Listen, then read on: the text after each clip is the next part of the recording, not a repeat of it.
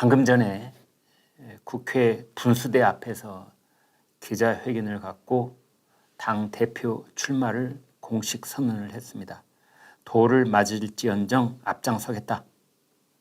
경험만 강조하면 기득권이고 새로운 인물을 배척하게 된다. 그리고 개딸들 같은 그릇된 팬심이 국민들로부터 외면을 받는다. 이런 얘기를 했습니다. 실내에서 하지 못하고 실외에서 저렇게 지금 사진에서 보시는 것처럼 기자회견을 하는 이유가 있습니다. 국회에는 그 방을 빌리려면은 현직 의원이 빌려야 되고 그 의원이 행사장에 꼭 앉아 있어야 됩니다. 그런데 이제 그런저런 핑계를 대면서 3명의 의원들에게 부탁을 했는데 전부 다 거절을 당했다. 이제 이렇게 얘기를 했습니다. 그래서 부득불 저렇게 밖에 나와서 당대표 출마 선언을 하고 있다. 이제 이렇게 말하고 있습니다. 그런데 박지현 전 위원장에게는 사실은 근본적으로 하나 걸려 있는 문제가 출마 자격이 안 됩니다.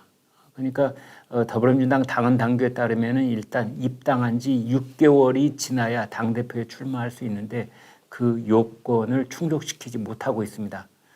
그럼에도 불구하고 당 최고 지도부인 최고위원회나 비상대책위원회에서 예외 규정으로 당대표 출마를 허가할 수가 있는데 비대위원회가 이미 안 된다 이렇게 결정을 내렸는데 본인이 이제 그럼에도 불구하고 모든 걸 무릅쓰고 저렇게 돌을 맞을지언정 앞장서겠다 출마를 오늘 아침에 선언을 했습니다. 17일 그러니까 오늘이 금요일이니까 사흘 뒤 내일 토요일 일요일 이틀 뒤군요. 17일 오늘이 15일이니까 17일 이틀 뒤입니다. 제헌절이기도 하고 일요일이지요. 이날 이재명 의원이 당대표 출마를 하는 것이 거의 확실시 되어 있습니다. 근데 이재명 의원이 친문그룹의 핵심인 전해철 의원을 찾아서 40분 동안 면담한 것으로 밝혀졌습니다. 그리고 5선의 중진인 서른 의원도 출사표를 던졌습니다. 그래서 후보가 이제 7명에 이르는 것으로 이렇게 볼 수 있습니다. 이재명 의원 당대표 출마 곧 할 것이죠. 박지현 전 공동 비대위원장 조금 전에 출마 선언을 했죠. 그 다음에 97그룹 97그룹의 양강, 양박, 강씨성을 가진 사람 2명, 박씨성을 가진 사람 2명 그렇게 4명이 있죠. 그리고 서른 의원. 그래서 이제 7명이 된다. 지금 이렇게 되어 있습니다. 이재명 의원이 이렇게 말했습니다. 많은 분의 의견도 청취하고 여러 가지 생각을 해서 마음 정리가 됐기 때문에 이른 시간 내에 공식 입장을 밝히겠다. 공식 입장을 밝히겠다는 건 출마하겠다. 그런 뜻입니다. 전해철 의원을 만나서 40분 동안 면담을 한 이유는 전해철 의원이 이재명 의원의 출마를 공개적으로 반대해온 만큼 친문으로 대표되는 반 이재명계의 화해에 손을 내민 것이 아니냐 이런 분석이 가능할 것입니다.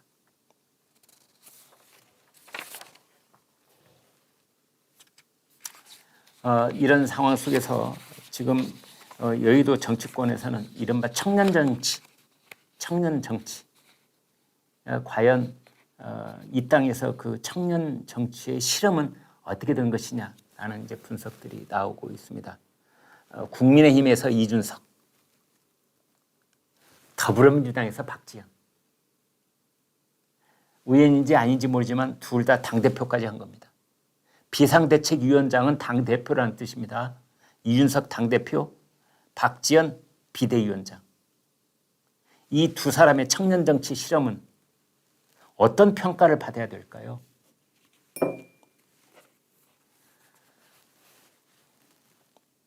장경태 민주당 의원이 이런 말을 했습니다.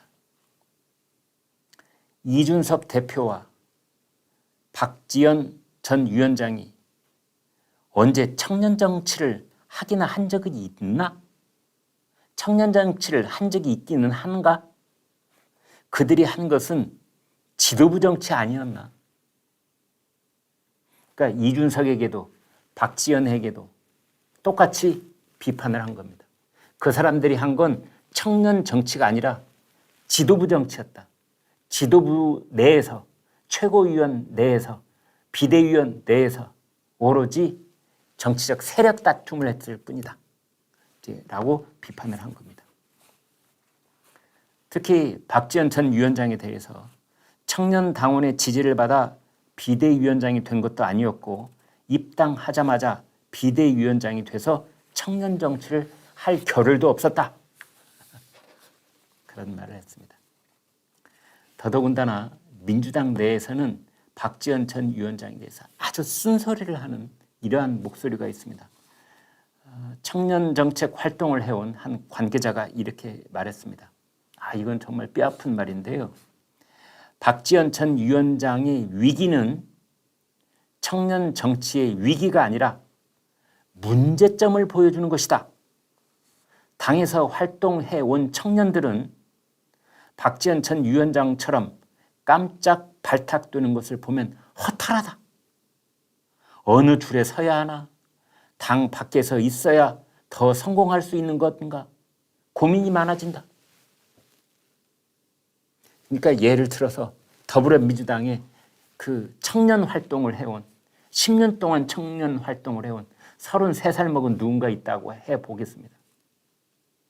그래서 이제나 저제나 오마불망 나는 계속해서 여기서 실력을 쌓고 온몸을 던져서 헌신을 하다 보면 언젠가는 나에게 공천받을 수 있는 기회도 올 것이고 언젠가는 나에게 중앙당에서 일할 수 있는 기회도 올 텐데 라는 그 꿈을 안고 일을 해오고 있는 청년 당원들이 얼마나 많으냐. 그런데 어느 날 보니까 전혀 당 밖에서 있었던 박지원 같은 26살짜리가 느닷없이 발탁이 돼서 그것도 당 대표격인 비대위원장으로 발탁이 되는 걸 보면 지난 5년, 10년 동안 묵묵히 일해온 청년 당원들은 허탈감을 느낀다. 5년, 10년씩 봉사하면서 이렇게 충성을 다해서 당을 위해서 일해온 무슨 쓸데가 있느냐. 나도 오늘부터 저 중앙당에 있는 저 중진 의원 누구 이 선을 잡아야 되는 거 아닌가. 줄을 내가 지금 10년 동안 이 봉사해온 건 이건 썩은 동아줄 아니야?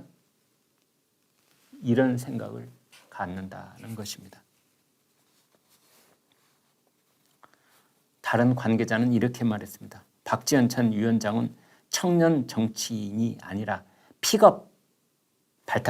픽업된 정치인이 더 맞는 표현이 아니겠는가. 우리는 기성 정치인의 선택받는 것을 동아줄을 타고 올라간다고 표현한다. 선택을 받아야 살아남을 수 있으니 청년끼리 연대하기보다는 서로 경쟁을 하게 되고 윗사람에겐 더 순정적으로 행동할 수밖에 없는 것 아니냐. 이런 말을 했습니다. 김영준 명지대 교수는 이런 말을 했습니다. 이 말도 참 뼈아픈 말인데요. 이준석 대표가 이런 말을 귀담아 들을지는 모르겠습니다. 이준석 대표는 자기 중심의 정치, 이준석이 당 대표가 해온 뒤에 보인 모든 정치 행위는 자기 중심의 정치다.